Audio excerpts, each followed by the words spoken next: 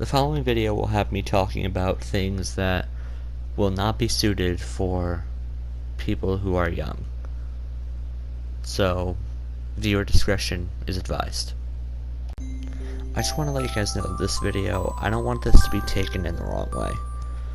I want this to be made to help inspire people and to not make the same mistake that I did. I don't want charity, I don't want people thinking that I'm faking this for views. I don't want any of that. What I'm about to say after this is truly genuine and truly factual. And I've decided that for this video, I'm not going to use a script. It's just going to come from my heart. Because I feel like that'd be the best way to make this video. So, I just want to let you guys know that during about a year or two ago, during my freshman year, I had thoughts about ending my life. Now, it wasn't anything like too drastic. It was basically just me getting ready for bed and then remembering my parents had sleeping pills. And I had thoughts of, what if I just took the bottle without them knowing and just chugged it? It's a purely random thought. Nothing spurred out of it. Nothing happened out of it. It was just a random thought in the moment, and I basically just shut myself up after thinking that. Then, again, during freshman year, we had a field trip called Point Break. And at Point Break, there were many fun activities, and it was a really fun time, but there were also moments when things got really serious. Like at one instance where everyone was huddled up in a circle, and we would step out if something the instructor said aligned with us. It quickly derived into things like bullying and suicidal thoughts, and even attempting suicide. And when he stated if anyone had thoughts of suicide, I was afraid to step up, because I would think that I'd get unwanted attention, I'd get unwanted, charity, which I don't want. I don't want, anyone to unnecessarily help me. But one thing that helped me was that a lot of other people stood up and walked out into the circle. And that braved me up to walk out there with them. After that, nothing else really special happened. It was basically just we were sent back to school, and then that was the end of the day. But I felt like I needed to tell someone, tell anyone. And who else to turn to but my parents. I basically told my mom that I had that thought, and she reassured me, basically stating nothing was wrong with it. If it was just one thought, then there was nothing wrong with that. So I basically let it go, and I had a really good time throughout freshman year. And then sophomore year rolled around.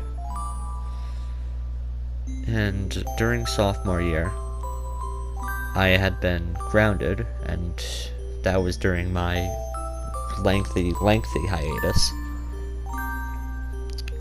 And during this time, I had been ungrounded for a short time. The details are of my own interest. I don't want to share I don't want to share those details. But the main point is that I was grounded and I was ungrounded via a deal with my parents. And I already felt sucky for getting grounded because the reason was bad grades. So I figured I'm gonna try my hardest and show them that even when I'm ungrounded, I can still try my hardest. And come interms, which is basically in between the start of a quarter and the report cards, I couldn't get the mark, which is around an 80. And this sent me down a spiral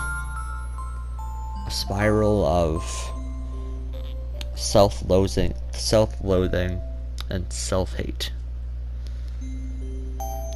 where I could only see myself as the enemy. Where as soon as I heard my parents say, "You're grounded again," I instantly went on a walk around my block. Where that's something that usually helped me clear my mind, helped me basically make rational decisions, and just helped me make myself feel better. That walk was the most destructive walk I think I've ever been on.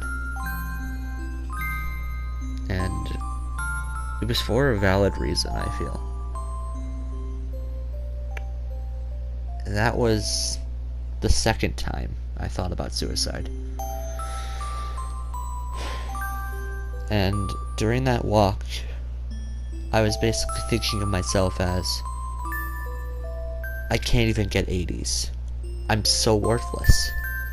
I was basically self-loathing myself to the point of, what's even worth it? And on my walk, I was even thinking about how easy it would be to just jump in front of a car, to just jump off a chair and into a noose, to just grab a knife and slit your throat. And that persisted throughout my groundment. And at some point it reached its lowest point, to the point where it felt like I lost everything. At one point, I went to a concert of sorts, and as I came back, my mom thought of an idea that we should go to the farmer's market, just something harmless. But me, I felt like I didn't deserve anything. I felt like I deserved nothing more than just sitting in a room and staring at a wall. I felt like that's what I deserved. So, in this mindset, I just said no. And my mom tried to find other things that we could do. Maybe a board game, maybe chess, something. And every single time I shot her down. And when it comes to my mom, if you get angry with her, she'll get angry with you about 10 times harder. And during this instance, I realized I messed up, and I tried to apologize in any way I could. And when that didn't work, when she basically denied my apology, it felt like, and just walked away, I lost everything. I lost everything, to put it simply. It felt like I was finally no longer held back. And I just went into a fit of rage. I threw my phone across the room. I punched a table into almost oblivion. I didn't break anything, but I kind of broke my arm for a tiny bit. It's all fine now, but bear in mind, I wasn't angry at her. I was angry at me. Because my coil to this world, it wasn't, like, I have a YouTube channel, or it's my video games. No. My coil to this earth, the reason I feel like I'm still alive, is my friends and family. Is the people that watch my videos. Those are the people that I hold near and dear And those are the people that keep me here. And once it felt like my mom rejected my apology that day, it felt like I've lost my best friend. I've lost my coil to this earth. And that's what sent me on a spiral. After that, I mellowed out. I kind of stopped thinking that way. And I feel like that's for a very peculiar reason, which I'll get into a little later. But during this point in time, I didn't talk to anyone about this. Because I feel like if I did, I'd get therapy. If I did, I'd get unwanted attention and unwanted help.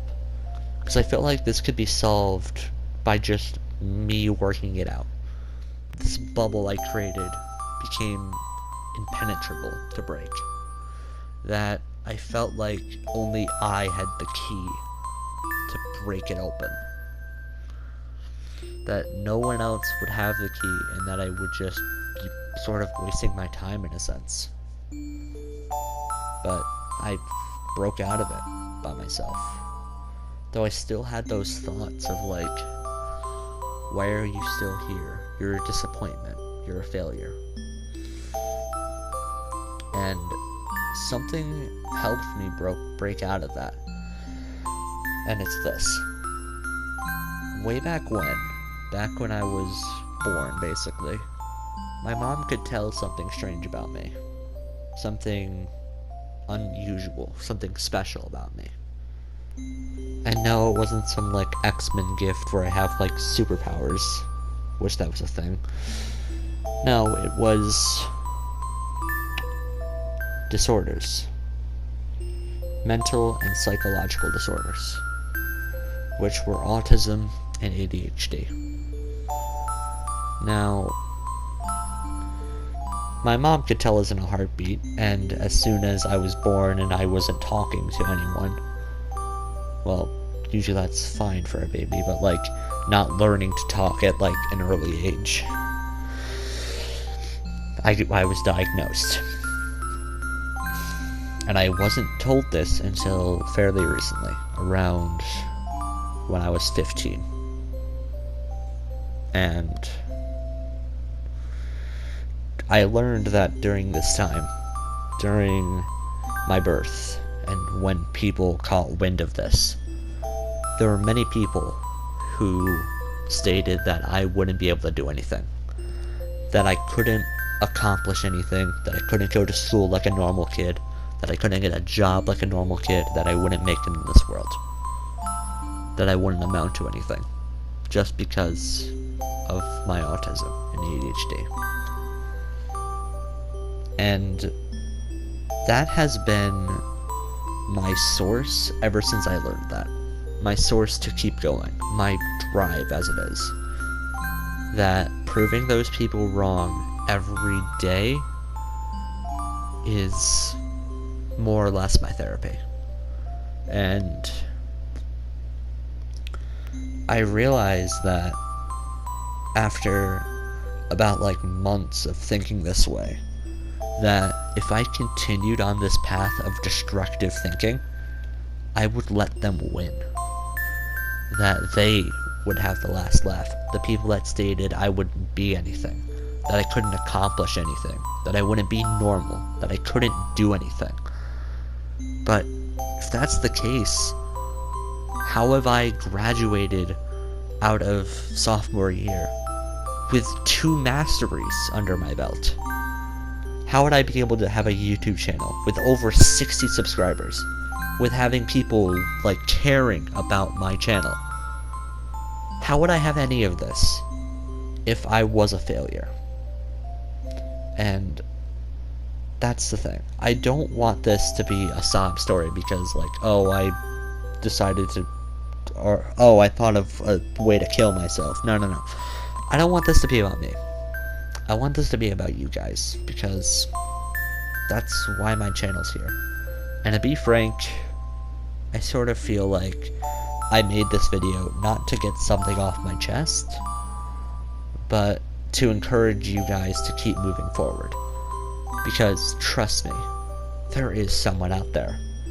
And if you have thought stuff like this, just talk to someone. Talk to anyone that you can. Because it's truly, truly worth living. And there's honestly no benefit from killing yourself. And to those that wanted a happy video, sorry. I'll probably start up like a live stream tomorrow. But until then, this has been Firesonic 225 the Ultimate. Pieces.